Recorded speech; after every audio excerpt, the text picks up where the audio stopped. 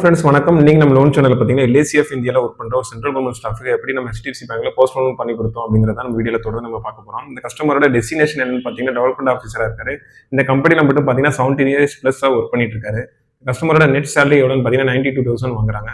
இப்போ நம்ம கஸ்டமரோட ஆப்ளிகேஷன் என்னன்னு பார்ப்போம். கஸ்டமரோட ஆப்ளிகேஷன் என்னன்னு பார்த்தீங்கன்னா ஸ்டேட் பேங்க் ஆஃப் இந்தியாவில் வந்து பார்த்தீங்கன்னா ஒரு கிரெடிட் கார்டு யூஸ் பண்ணிட்டு இருக்காரு. அது எவ்வளோ யூஸ்ட் அமௌண்ட் பார்த்தீங்கன்னா 2 lakhs.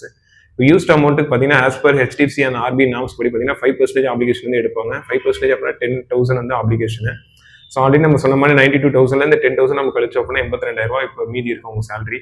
82 இன்ட்டு பார்த்தீங்கன்னா 30 டைம்ஸ் வரைக்கும் இந்த கஸ்டமருக்கு வந்து லோன் அமௌண்ட் பண்ணலாம். கஸ்டமரோட எலிஜிபிலிட்டி பார்த்தீங்கன்னா இப்போ வந்து 24 லட்சம் வரைக்கும் இருக்கு. கஸ்டமர் ஆல்ரெடி நம்ம சொன்ன மாதிரி 15 lakhs மட்டும் போதும் அப்படின்னு சொன்னதுனால 3 daysலேயே நம்ம வந்து ப்ராசஸ் பண்ணி கொடுத்தாச்சு. 15 lakhs லோன் அமௌண்ட் உங்களுக்கு சாங்ஷன் ஆயிடுச்சு 5 yearsல.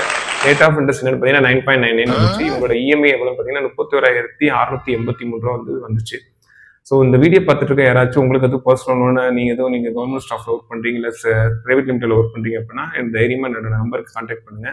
ஓகே ஃப்ரெண்ட்ஸ், தேங்க்யூ ஃபார் வாட்சிங் திஸ் வீடியோ. பாய்.